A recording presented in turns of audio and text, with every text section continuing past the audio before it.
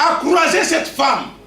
Mais quand Élie a croisé cette femme dans une mauvaise période, la famine, mais cette femme, quand Élie lui a demandé de lui faire à manger, quelle a été la réponse de cette femme veuve? Elle dit, non. Homme de Dieu, regarde, j'ai qu'une farine et une petite huile. Il me reste que ça. Là, je me prépare à faire ça, cuisiner ça, pour que mon fils et moi, nous mangeons et que on va mourir. Alléluia. Mon fils et moi, on mange ça et puis terminé. Toi, tu n'as pas de part. En vrai, c'est ce qu'elle voulait dire. Tu me demandes de te donner le peu et le reste de ce que j'ai. Tout ce que j'ai pour mon existence, pendant une conjoncture, pendant la période difficile, tu me demandes de donner ça. Pourquoi elle a dit ça? Parce qu'elle a peur de quoi? De mourir. Parce que pour elle, en réalité, si elle dit, si je fais à manger, je donne à cet homme, s'il mange, et mon fils et moi, finalement, on va mourir. La peur était déjà là en amont. Et heureusement que le Seigneur était là pour rassurer. Le peu qui était là, elle a donné à l'homme de Dieu. Et quand elle a donné à l'homme de Dieu, sa vie a été une vie de miracle. Dites Amen. Sa vie a été une vie de miracle. Sa vie a été une vie de joie. Sa vie a été une vie de succès, de réussite. Pourquoi? Parce qu'elle a su donner le reste. Bien aimé, tout le monde meurt à cause de la famine. Mais elle, rien ne manquait dans sa maison. La Bible nous dit que la farine et l'huile se multipliaient, augmentaient. Le miracle produisait dans sa vie. Elle a été une source de bénédiction. Dites Amen. Pourquoi? Parce qu'elle a su donner le reste pendant une situation difficile. Mais pour le nom de Jésus, pour le nom de Dieu, pour Dieu, elle a tout donné pour se priver elle et attendre la gloire de l'Éternel. Dites Amen. Amen. Frère, Dieu nous amène à cette dimension. La peur n'est pas de Dieu. Vous voyez, si cette dame n'avait pas donné la peur, si elle avait peur de donner, mais sa vie, elle allait mourir. Même si elle mangeait ça, 10 minutes plus tard, elle pouvait mourir. Alléluia.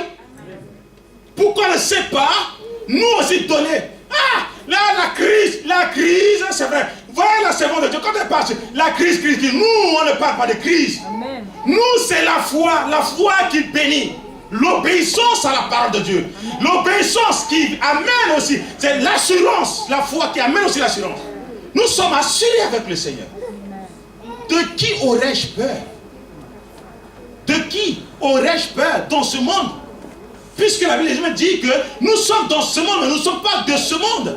Le pourvoyeur, il est là. Le pourvoyeur, il te voit. Le pourvoyeur, il sait que toi, tu en as besoin. Mais il ne peut pas aller te dépouiller au point de te faire mal. Il te dit, donne l'essentiel, le peu que toi tu as. Même si tu n'as rien, c'est à ce moment-là que tu l'as. Amen. Même si tu n'as rien, c'est à ce moment-là que tu as. Donne au Seigneur. Donnons au Seigneur. Manifestons cet amour. Amen. Dieu veut nous bénir à cette église. Dieu veut te bénir. Dieu veut nous bénir. Expérimente ça avec le Seigneur. Amen. Je parle de ça parce que le Seigneur veut nous bénir. Une porte, bien aimé, incroyable, je vous dis la vérité. Une porte incroyable pour notre bénédiction. Parce que Dieu a décidé. Lui, il avait déjà programmé d'avance.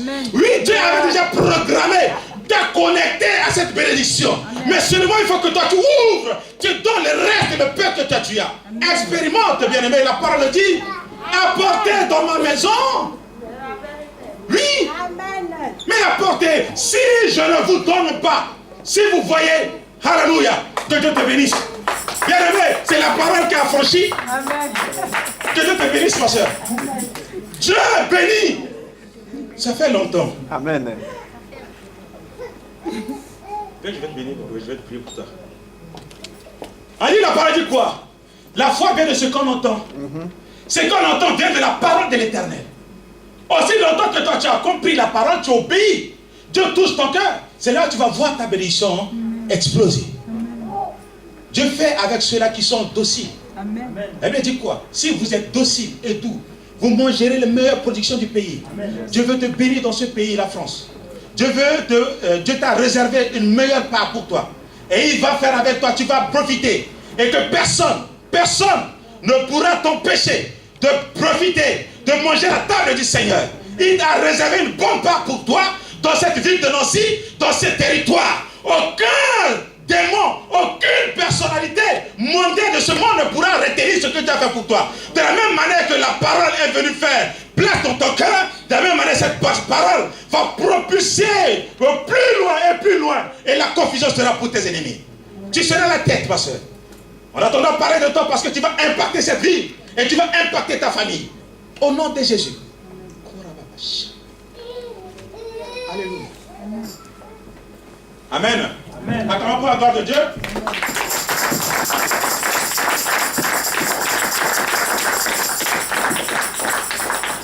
Mais tu as peur, c'est pourquoi tu vis comme un pauvre. Je vois, il y a des riches, il y a des hommes riches.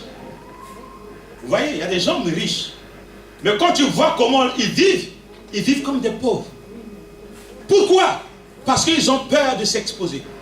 Si je m'expose, si je montre que j'ai de l'argent, ils vont m'en vouloir, ils vont me faire du mal. Alors qu'est-ce qu'ils font? Ils vont vivre comme un miséreux. Pour ne pas qu'on sache qu'il est riche. Oh! Je suis riche. Je dois montrer que je suis riche. De cette situation ne peut pas m'amener à la pauvreté. À vivre comme un pauvre. Non, je refuse. Ça, c'est la peur. Dieu t'a élevé à une dimension, mais la Bible dit quoi? Dieu bénit, pas comme les hommes, mais la bénédiction de Dieu reste sa bénédiction. Amen. Et comme sa bénédiction ne fait sur aucun chagrin, amen, tu vas bénéficier de cette bénédiction, tu vas garder. Amen. Personne ne peut te ravir cette bénédiction. Amen. Alléluia. Amen. Tu es riche, tu es riche. N'est-ce pas? Dieu a dit, et Jésus, il est riche. Riche qu'il était, il s'est fait pauvre. Pour que nous soyons quoi? Nous soyons riches en travers de lui. Amen. Amen. Mais pourquoi est-ce que tu vas avoir peur? Parce que de te montrer, parce que ils vont m'en vouloir. Parce qu'ils vont me faire mal. Tu passes là comme un moins que rien. Non, je refuse. Je refuse. Parce que moi, enfant de Dieu, la Bible dit quoi? Je dois être comment? La tête. Et non la queue. Et non la queue. Amen. Pourquoi est-ce que je vais me faire comme si j'étais la queue? Il faut qu'elle sache que je suis à la tête. Un homme et une femme distingués. Un homme et une femme mis à part. Qu'on sache, Dieu t'a béni de la même manière dans l'église. C'est comme ça que quand Dieu bénit dans l'église, Dieu élève dans l'église. Ah ben non, ben moi tout ça, le don il cache, oui, non, j'ai peur d'aller là-bas devant, j'ai peur d'aller là-bas parce que, mais c'est Dieu. Mais tu caches là, quelle force que toi tu as là? Dis à ton frère et ta soeur, quelle force tu as devant Dieu? Vous avez vu la vie de Jonas? Jonas, vous connaissez l'histoire de Jonas? Oui. Il avait peur d'aller à Ninive. Hein? Il avait peur. La peur avait envahi son cœur. Et pourtant, c'est là-bas où Dieu l'attendait. Il veut bénir, délivrer, sauver son peuple. Si tu as peur d'aller maintenant en place Carnot, mais bien aimé, place Carnot pour évangéliser. Tu as peur d'aller là-bas, parler parce que les Mundele ici, là, quand tu vas parler, ils vont te regarder bizarre. Ils vont m'insulter. Mais ils n'ont qu'à m'insulter. Je parle de nom de qui? Le nom de Jésus. Yes. Amen. Alléluia. Amen. Toi, tu as peur. Toi, tu as peur d'aller là-bas, de prendre de distribuer les tracts là. Parce que tu te dis, hey, quand je vais là-bas, il y a des amis là. Et quand ils vont me voir, mes amis là, ils vont dire quoi? Je vais dire quoi? La honte pour moi, la honte pour moi. La honte pour toi? Tu as peur d'aller là-bas, d'affronter le diable, le malin. Dieu avait déjà mis sur toi une onction. L'onction de Dieu est sur toi. Il a proclamé son onction sur toi. Pour que tu vives son onction merveilleuse.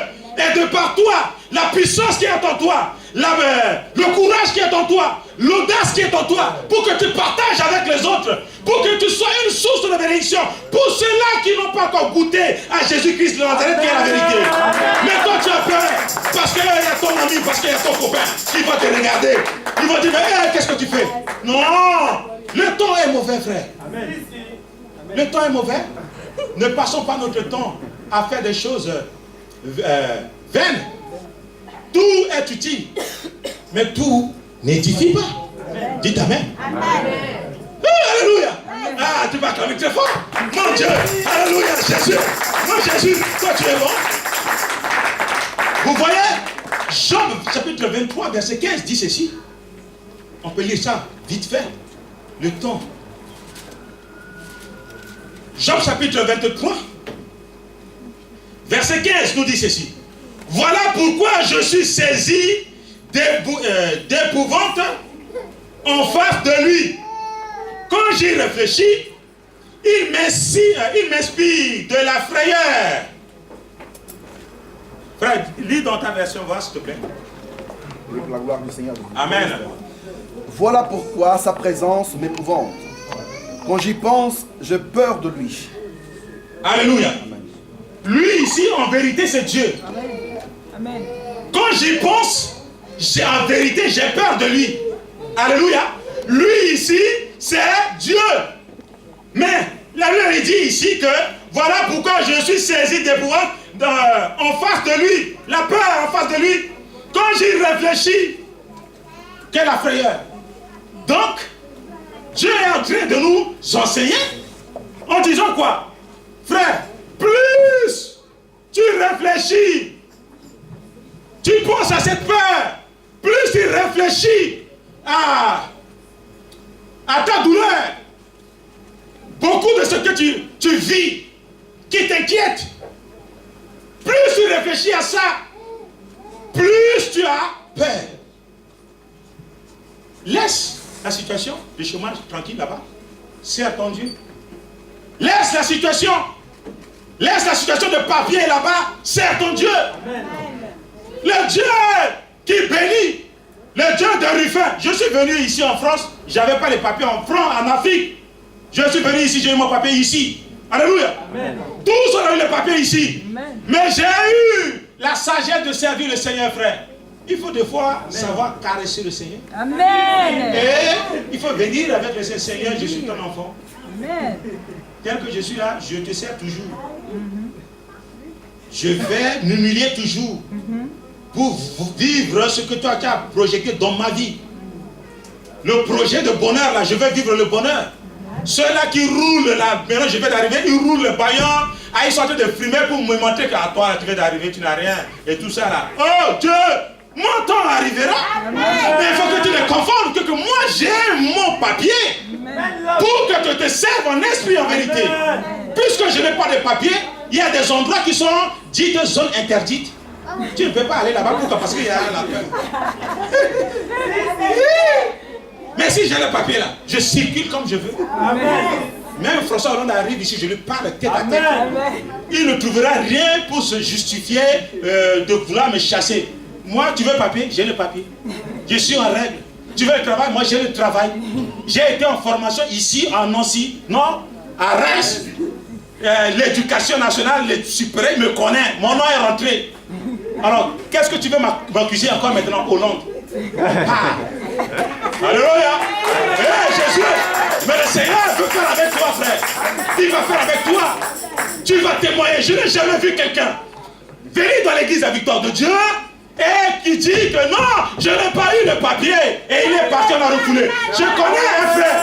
Frère, quand tu n'es pas dans le bon endroit, c'est vrai. Même si tu reçois quand tu reçois le papier de la police, une fois, deux fois, frère, si tu n'es pas au bon endroit, ils viendront te surprendre, ils vont partir avec toi. Amen. Alléluia. Et je connais un frère comme ça, en Nancy. C'est arrivé, c'est pas que je me moque, mais des fois on dit on sert Dieu aussi, mais servons Dieu en esprit, en vérité. Mettons Dieu en pratique, réellement véritable. Quand Dieu parle, dit non, ta place n'est pas là. Tu t'entêtes pour aller là-bas pour faire quoi? Pour te faire mal. Dans le monde, on parle de maso. C'est-à-dire que quelqu'un qui aime bien qu'on le fouette. Plus on te fouette, on te trappe, on frappe là, tu aimes ça. Tu aimes ça, qu'on te fasse souffrir. Tu aimes souffrir, c'est ça en vérité. Quand tu souffres, tu prends plaisir. Mais quand on te laisse tranquille, quand on te laisse tranquille là, non, ça ne t'intéresse pas. La peur. Je prie ça au nom de Jésus. Amen. Personne n'est maso ni aime la souffrance ici dans cette maison. Amen. Dans la maison de l'Éternel, il n'y a que la joie, la bénédiction. Amen. Non, la bénédiction de Dieu vient tranquille, l'amour de Dieu. Il n'y a pas de souffrance. Tu souffres pour être béni. Ce n'est pas une chose, ce n'est pas une bénédiction. Hein? Si, ça veut dire quoi? Amen. Ah, ok, on se comprend. Ok, si pour lui, ça veut dire que on ne peut pas vivre. Hein? Alléluia, on se comprend. Alléluia. Faire la peur. La peur détruit. Avec la peur, tu peux devenir la proie des autres. On peut être une proie. Tu deviens faible. Parce que la peur est là. Tu as peur. Même si tu étais fort, parce que tu as peur de lui, tu ne peux pas l'affronter. Parce que tu as peur d'elle, tu ne peux même pas oser lui parler. Tu es devenu une proie facile. Personne, tout le monde peut faire tout n'importe quoi. Venir te raconter des histoires, tu gommes. Venir te dire des choses, toi tu acceptes. Tu n'as pas de vision, sans vision. Et pourtant, Dieu t'a donné les ailes pour voler. Hein? Regardez, frère, voyez le poulet? Où est la poule? Il a des ailes, hein? Mais cet oiseau, c'est un oiseau, le poule. Cet oiseau bien aimé qui est poule, tu ne verras jamais voler à 100 mètres en haut. Oui ou non? Et pourtant Dieu lui a donné la capacité de voler. Dieu a donné des ailes. Les ailes c'est pourquoi? Pour battre et puis voler. Mais quand tu fais un effort, et pose un arbre là qui fait 2 mètres là, il dit que oui, ça y est, j'ai fait l'exploit. Moi aussi j'ai fait. Non, tu n'as pas fait? Vas-y en haut là-bas, ensemble. Ah, le poule il fait bizarre comme ça. Mon Dieu, tu le vois. Ah, il est parti. Des bruits. C'est un fumeur. Il veut montrer que j'ai ça. Mais en réalité il n'a rien. Mais frère, Dieu t'a donné la force, la parole de Dieu là. L'aigle. Alléluia. Oh Jésus, Jésus, oh Jésus, tu es Dieu. L'aigle, bien aimé, vois-moi. Voyez l'aigle. L'aigle. Si tu n'as pas encore vu l'aigle, un jour tu viendras chez pasteur. L'aigle, quand il se positionne, frère, de par son regard, tu peux prendre la fuite. Parce que il te fixe. Dans son regard, il n'y a pas quelque chose qui vient détourner son regard. Non. Son regard témoigne, déjà même son regard témoigne une certaine sagesse. Son regard même témoigne que c'est quelqu'un qui est sûr de lui. Je suis sûr de moi. Il est posé. Il sait où il va. Il sait ce qu'il va faire là-bas. Personne ne peut le détourner. Mais quand s'il s'agit de faire un exercice avec ses enfants, il n'a pas peur. Il amène, il projette. Il balance l'enfant. Il peut rester encore 5 minutes. Même, oui, parce qu'il vole loin. Mais, trop. Mais il sait. J'ai balancé mon enfant. Mais je sais quel moment je vais récupérer mon enfant, ne va pas mourir. Amen. Je vais protéger mon enfant. Amen. Je l'entraîne à la victoire. Yes. Je l'entraîne au succès. Je l'entraîne à la réussite. Je l'entraîne qu'il devienne comme moi. L'image. Dieu veut nous exercer à être son image parce qu'il nous a créé à son image. Ouh, le Seigneur est ma forteresse. De qui aurais-je peur? Regardez l'aigle. Il vient, il va récupérer son enfant. Même en 30 cm de la terre, il va récupérer son enfant. Il ne mourra pas. Pourquoi tu as peur? Pourquoi est-ce que nous avons peur? Parce que tu n'as pas papier. Parce que toi tu es malade. Et tu as peur de mourir. Et que tu me dis, ah, cette maladie-là, je vais mourir. Pourquoi? Parce que toi, pour l'instant, toi, tu es célibataire, que toi, tu dis, ah, tu redoutes que quand l'homme va venir, et que regarde, tu as ça. Commence à enlever la peur dans ta tête.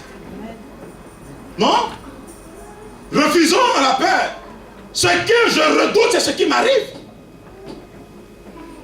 Quel est ton temps? Tu es passé à côté de ton temps.